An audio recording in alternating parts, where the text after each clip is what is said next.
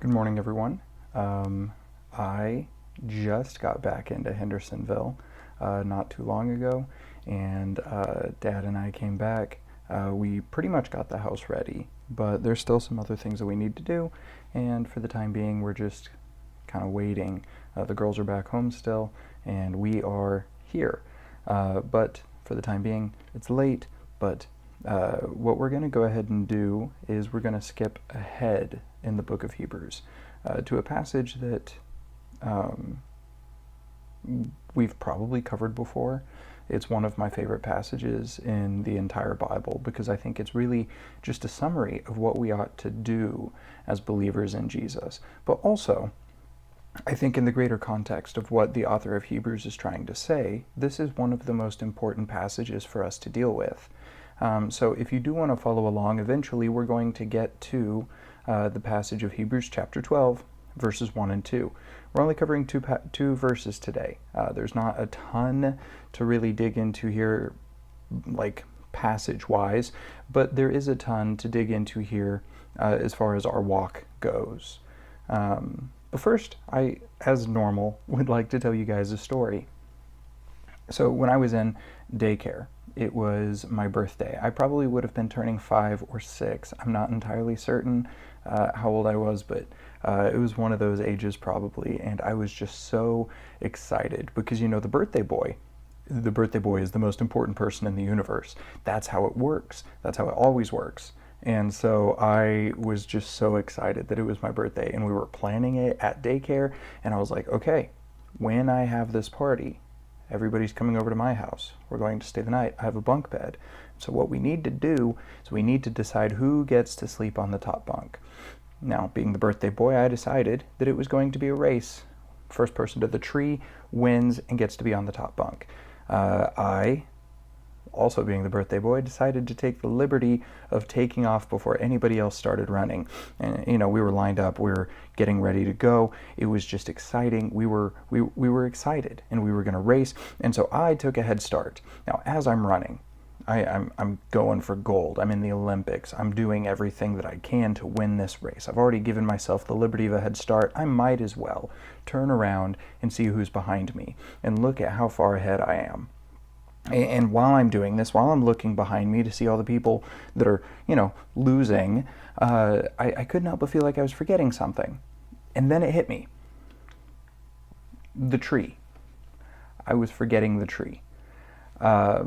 I ran face first into the tree, and I don't know if I broke my nose or not. The way that I typically tell the story is that I did, because I'm pretty sure I did. My nose isn't really crooked, but I feel like I broke my nose. I'm not sure. But regardless, I hurt my nose, and I don't think I ever ended up having that party, but I did win the race, and at least in my own room, I got to sleep on the top bunk whenever I wanted.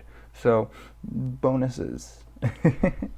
But the reason I tell you this story is because when we take our eyes off of the thing that we're running toward, we normally end up missing the mark. Or we end up hurting ourselves or something along those lines, but we don't end up doing what we want to do. And I believe that that's kind of what the author of Hebrews is getting at in this passage today. In Hebrews 12, 1 and 2, again, he says, "Therefore, since we are surrounded by such a great cloud of witnesses, let us throw off everything that hinders and the sin that so easily entangles, and let us run with perseverance the race marked out for us, fixing our eyes on Jesus, the pioneer and perfecter of our faith. For the joy set before him, he endured the cross, scorning its shame, and sat down at the right hand of the throne of God." I think this is one of the high points in the New Testament. It's really important to what we believe as Christians, but I believe it's also really important to how we handle our faith in the day-to-day. But before we get into some of that, I just want to talk about this first part. We are jumping ahead. We weren't in Hebrews chapter 11 last week. We were getting ready for Hebrews chapter 9, but we're going to go ahead and skip ahead a little bit, and so there is a little bit of context that I need to fill you in on. In Hebrews chapter 11, the author goes through many the great people of faith throughout the Old Testament, throughout the story of God so far, and he talks about what they did in faith. He talks about what God did through them. He talks about the things that they faced and how they proved their faith in God. And they are this great cloud of witnesses. They are those who surround us. They are the people who have gone before. And so that's what he's talking about here. He says, therefore, since we are surrounded by such a great cloud of witnesses, since we are surrounded by these people who have shown their faith in the past, and mind you, I'm not going to go through the list today, but if you do go through the list, you're going to see that a lot of them were flawed. A lot of them made mistakes. A lot of them did really dumb things, but God still worked through the faith of these people, even if they made mistakes, even if they did dumb things, even if they weren't always hitting the mark. God worked through them, and I believe the same happens with us, even when we don't hit the mark. But in this context, he says, look at these people, look at these heroes of the faith, look at these people who showed how good God was by their faithfulness, okay? Because of them, because of the example that they have set for us, let us continue running the race. Let us continue to do what we've been doing. Let us continue in this, in this tradition of those who follow our God by running this race with perseverance. But in order to run the race, there are a couple things that we need to do. And this is where I think we really need to rest for a few moments. The author says, let us throw off everything that hinders and the sin that so easily entangles. You see, so often, I believe that when we look at things that we do, things we spend our time on, things we spend our money on, things that we choose to do, we like to say, is it a sin? And we like to toe that line. We like to say, okay, as long as it's not a sin, as long as I don't cross that line, I'm fine, and it's okay. But what the author is saying here is he's saying, like, no. That line is a given. It is a given that you are avoiding sin. But you also need to cut off anything else that causes you to stumble, anything else that entangles you, anything else that causes you to be slow in your pursuit of Christ. Cut it off. You see, asking the question, is blank sinful, is like saying, is blank going to make my partner divorce me? That's not a good question to ask. Like, you don't go into marriage and say, okay, is my wife going to divorce me if I do this, this, and this? You don't go into any kind of relationship and say, okay, is this breakup worthy? Because I'm going to do it if it's not. That's not how you do things. And so asking the question, is it a sin, kind of misses the point to begin with. Sure, there are certain things that I think we do need to talk about, whether or not they are sinful. But, and there are certain things that I think are more sinful than we like to think, and there are certain things that might be less than we like to think. But that's not the point here. The point is that if this thing, this activity, this thing that you spend your time on, this thing that you spend your money on, whatever it is, if it is slowing you down in your pursuit of Christ, regardless of if it's a sin or not, get rid of it. If it is going to impede you as you run the race marked out before you, get rid of it. There's a movie called Fireproof, and in this movie there's a scene where the main character, who has been struggling with pornography, is on his computer and he sees an advertisement pop up for some website. And he takes his computer out and he smashes it with a baseball bat. And this is one of those things that I think is really important, because like we need to take sin seriously. We need to take stumbling blocks seriously. Jesus says that if your eye causes you to sin, gouge it out. He says if your hand causes you to sin, cut it off, because it's better to lose something like that than it is for the entirety of yourself to be thrown into hell. And so that's kind of what I think the author is getting at here, is he's like, okay, the important thing isn't necessarily whether or not what you're doing is a sin. The important thing is whether or not it's getting you closer to Christ. And if it is not, get rid of it. That's the bottom line. That's the beginning point of what's happening here. He says, because of these people who went before us, get rid of everything that causes you to stumble. See how they stumbled? They didn't really get rid of those things. You know, they didn't give up the things that were causing them to stumble. And they did stumble. And we have the evidence of them stumbling. He's saying, you find what causes you to stumble. You find what slows you down. You find what tangles you up, and you get rid of it. Whether that be a certain group of friends, whether that be a certain thing that you spend your time on, whether that be a job, whether that be whatever you fill in the blank with. If it's causing your relationship with Christ to falter, get rid of it. That's what the author is saying here. Now, that's not going to say, I'm not trying to say right here that he's saying you're going to go to hell if you don't. But I think it's important that we take these words seriously, because it's so easy to say, well, we're all sinners. We all deserve death, and Jesus loves all of us even though, and grace goes further even though. I think it's easy for us to do that, but Jesus did take sin seriously. He took sin so seriously that he died on the cross for it. And I think we ought to take it just as seriously as he did. Instead of just saying, oh, we're all sinners, so it doesn't matter, we need to say, oh, I have sin in my life. Jesus died for that reason. I need to watch what I do, where my time is, where my energy is, where my feelings are, where my money is. I need to watch those things. I need to make sure that they're pushing me toward him, not away from him. So that's what's going on here, and that's what he says. He says, take off everything that hinders you and the sin that easily entangles, and run with perseverance the race marked out for us. I think that's also important, because the race that we're running isn't a sprint. It's not going to be over in a few seconds. You're following Christ. You are a Christian. You are a new creation. You are becoming like Jesus in the day-to-day. That's not something that's going to be over just like that. I mean, maybe it will. Maybe he's going to return right now.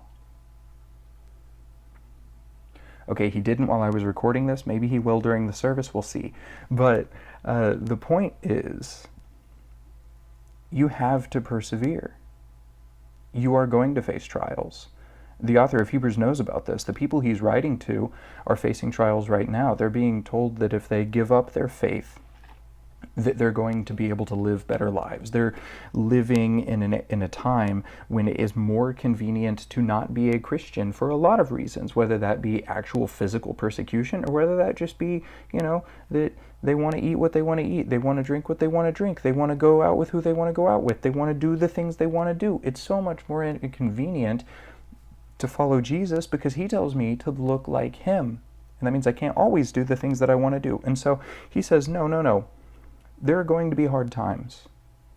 There are going to be times when you want to give up. There are going to be times when you want to sit down. There are going to be times when you want to do anything but keep moving forward. But keep moving forward.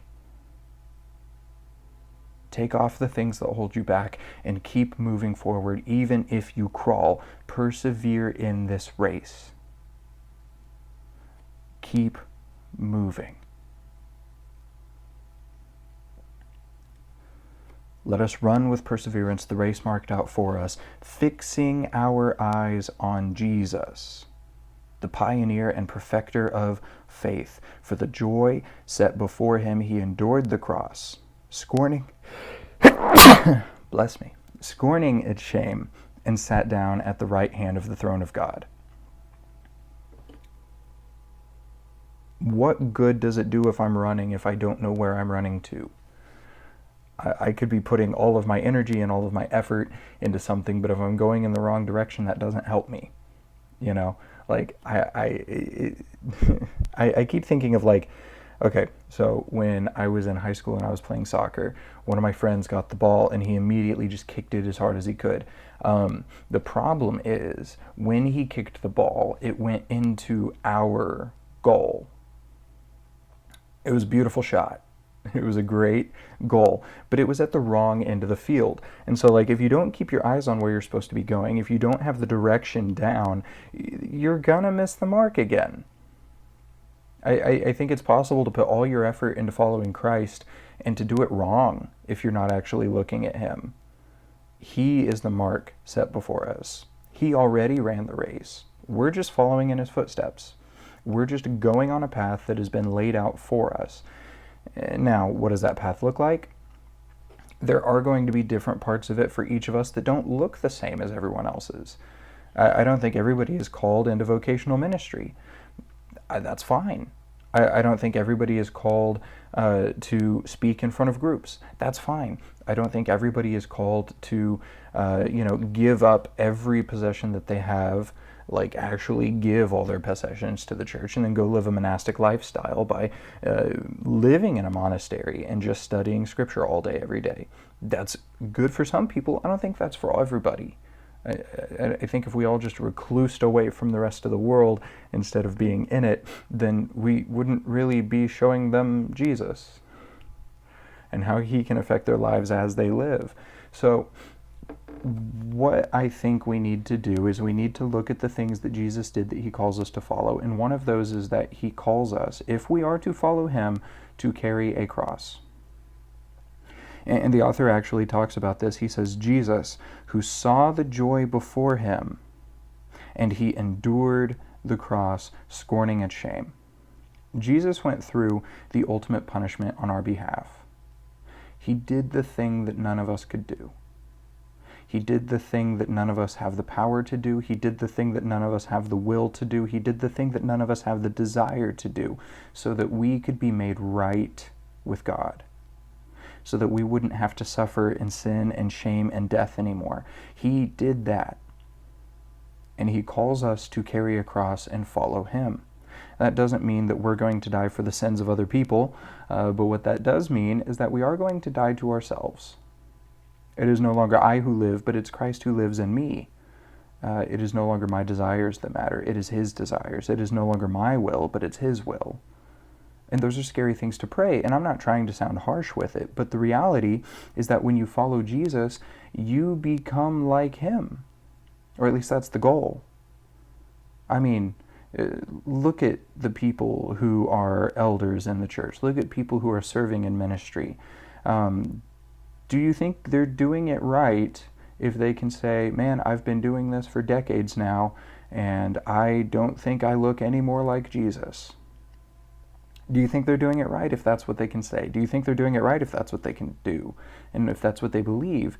Sure, we're never going to be perfect this side of heaven. But if you can't say that you look more like Jesus than you did when you started, then you haven't actually been running the race. You've been standing still, and if you've been standing still, you've been sliding backward. And so the author tells us to keep our eyes on Jesus, who bore the cross, scorning its shame, and sat down at the right hand of the throne of God. That means his work is done. That means the battle is won. That means that death and sin are defeated, and all we need to do is follow in the footsteps of the one who did that for us. And sure, I'm trying to make that sound easy. It's not. It's hard. We've all experienced that. We've all had trouble with it. We all have stuff that we can't kick. We all have things that entangle us still that we need to get rid of. We all struggle to look like Jesus in the day-to-day because, man, people are hard to deal with. We're hard to deal with. Family members, co-workers, everybody, everything. Traffic is hard to deal with. Moving is hard to deal with. Work is hard to deal with. You can put whatever you want in there. Life is hard. And it's really easy for us to see that and to lose sight of Christ. That's why when we run the race, we're not told, focus on the things that you're doing. We're not told, focus on the things around you. We're told, focus on the one who went before, the one who stands above, and the one who sits at the right hand of the throne of God. Focus on him. And everything else will fall into place as long as you keep moving. So that's my challenge to you. This is a little bit shorter than normal, but my challenge to you this week. Take an inventory of the things in your life. Are they making you more like Jesus, or are they making you less like him? Maybe they aren't making you less like him, but are they keeping you from looking more like him? And if they are, I would challenge you to seriously consider getting rid of them. second, I would ask you to look at the things that you're facing in life right now and to say to yourself and to try to believe this and to study it and to try to come to the conclusion that Jesus is greater than what you're facing. And he stands above and he stands beyond, and he's already defeated the things in front of you, so go ahead and run toward him. And the third thing is that as we do our daily lives, focus your eyes on him. Run the race. Keep your eyes on Jesus, the one who went before and the one who stands above and the one who is victorious over all. Would you pray with me? Father, you are good. Thank you for giving us your word, and thank you for giving us your Son so that we have an example to follow, so that we have a goal to go towards, so that we have somebody who can walk with us and who has walked before us. God, as we follow you, as we become more like you in everything, let all the glory be yours, and let us be more and more like you every single day. It's in your name we pray. Amen. Have a great week, guys. Love ya.